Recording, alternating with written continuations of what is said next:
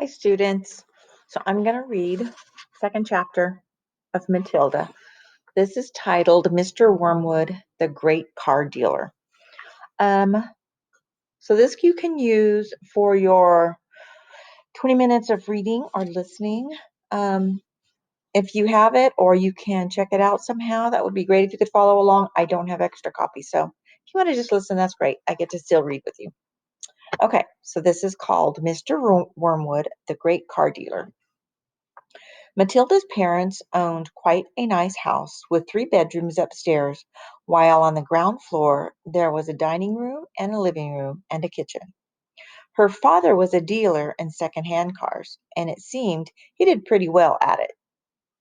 Sawdust, he would say proudly, is one of the great secrets of my success, and it costs me nothing. I get it free from the sawmill. What do you use it for? Matilda asked him. Ha, the father said. Wouldn't you like to know? I don't see how sawdust can help you sell second-hand cars, Daddy. That's because you're an ignorant little twit, the father said. His speech was never very delicate, but Matilda was used to it. She also knew that he liked to boast. Boast, remember? Do you remember what boast means? Boast means to brag.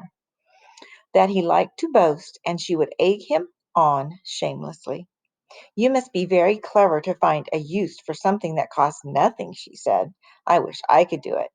You couldn't, the father said. You're too stupid. But I don't mind telling young Mike here about it, seeing he'll be joining me in the business one day. Ignoring Matilda, he turned to his son and said, I'm always glad to buy a car when some fool has been crashing the gears so badly they're all worn out and rattle like mad. I get it cheap. Then all I do is mix a little sawdust with the oil in the gearbox and it runs as sweet as a nut. How long will it run like that before it starts rattling again? Matilda asked him. Long enough for the buyer to get a good distance away, the father said, grinning. About 100 miles. But that's dishonest, Daddy, Matilda said. It's cheating. No one ever got rich by being honest, the father said. Customers are there to be diddled. Mr. Wormwood was a small, ratty-looking man whose front teeth stuck out underneath a thin, ratty mustache. He liked to wear jackets with large, brightly colored checks, and he sported ties that were usually yellow or pale green. Now, take mileage, for instance, he went on. Anyone who's buying a second-hand car means it's used. So anyone buying a second-hand car, the first thing he wants to know is how many miles it's done, right? Right, the son said. So I buy an old dump that's got about 150,000 miles on the clock. I get it cheap. But no one's going to buy it with mileage like that, are they? And these days, you can't just take the speedometer out and fiddle the numbers back like you used to 10 years ago. They fixed it so it's impossible to tamper with it unless you're a ruddy watchmaker or something. So what do? I use my brains, laddie. That's what I do. How? Young Michael asked, fascinated. He seemed to have inherited his father's love of crookery. I sit down and say to myself, how can I convert a mileage reading of 150,000 into 10,000 without taking the speedometer to pieces? Well, if I were to run the car backwards for long enough, then obviously that would do it. So he means drive backwards. So he's going to run the car backwards. The numbers would click backwards, wouldn't they? But who's going to drive a flaming car in reverse for thousands and thousands of miles? You couldn't do it.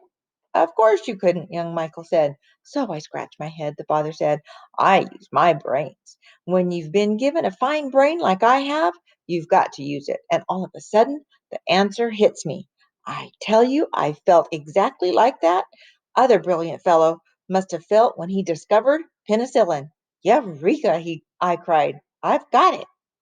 What did you do, Dad? The son asked him. The speedometer, Mr. Wormwood said, is run off a cable that is coupled up to one of the front wheels. So first I disconnect the cable where it joins the front wheel.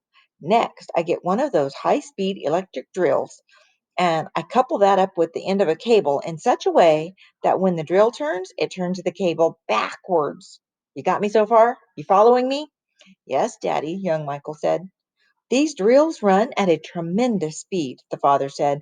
So when I switch on the drill, the mileage numbers on the speedo spin backwards at a fantastic rate. I can knock 50,000 miles off the clock in a few minutes with my high speed electric drill. And by the time I've finished, the car's only done 10,000 miles and it's ready for sale. She's almost new, I say to the customer. She's hardly done 10,000. Belonged to an old lady who only used it once a week for shopping.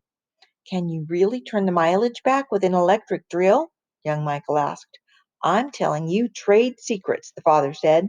So don't you go talking about this to anyone else. You don't want me put in a jug, do you? I won't tell a soul, the boy said. Do you do this to many cars, Dad? Every single car that comes through my hands gets the treatment, the father said. They all have their mileage cut to under 10,000 before they're offered for sale. And to think I invented that all by myself, he said proudly. It's made me a mint. Matilda, who had been listening closely, said, But, Daddy, that's even more dishonest than the sawdust. It's disgusting. You're cheating people who trust you. If you don't like it, then don't eat the food in this house, the father said.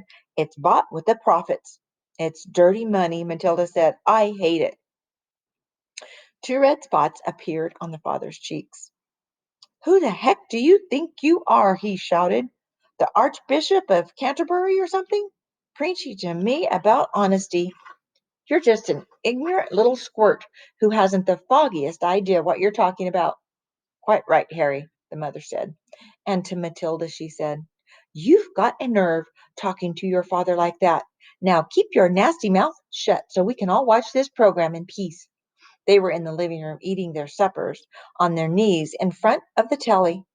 The suppers were TV dinners in floppy aluminum containers with separate compartments for the stewed meat, the boiled potatoes, and the peas. Mrs. Wormwood sat munching her meal with her eyes glued to the American soap opera on the screen. She was a large woman whose hair was dyed platinum blonde, except where you could see the mousy brown bits growing out from the roots. She wore heavy makeup, and she had one of those unfortunate bulging figures, where the flesh appears to be strapped in all around the body to prevent it from falling out.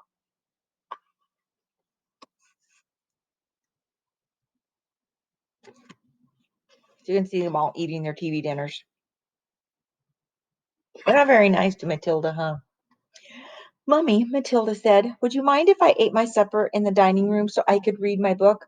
The father glanced up sharply. I would mind, he snapped. Supper is a family gathering, and no one leaves the table till it's over. But we're not at the table, Matilda said. We never are. We're always eating off our knees and watching the telly. What's wrong with watching the telly, may I ask? The father said. His voice had suddenly become soft and dangerous. Matilda didn't trust herself to answer him, so she kept quiet. She could feel the anger boiling up inside her. She knew it was wrong to hate her parents like this, but she was finding it very hard not to do so. All the reading she had done had given her a view of life that they had never seen. If only they would read a little Dickens or Kipling, they would soon discover there was more to life than cheating people and watching television. Another thing, she resented being told constantly that she was ignorant and stupid when she knew she wasn't. The anger inside her went on, boiling and boiling. And as she lay in bed that night, she made a decision.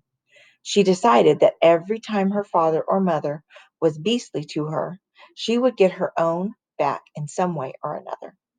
A small victory or two would help her to tolerate their their idiocies and would stop her from going crazy.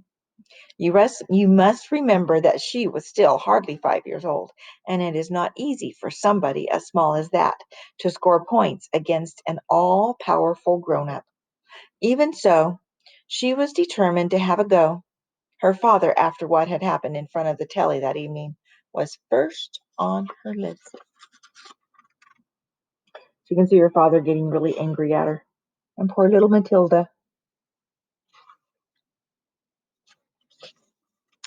The next chapter is called The Hat and the Super Glue. I wonder what it's going to be about. I don't know. Doesn't sound good for the dad, does it? Can't wait to read it. So I will see you guys tomorrow and talk to you and read to you then. See you soon.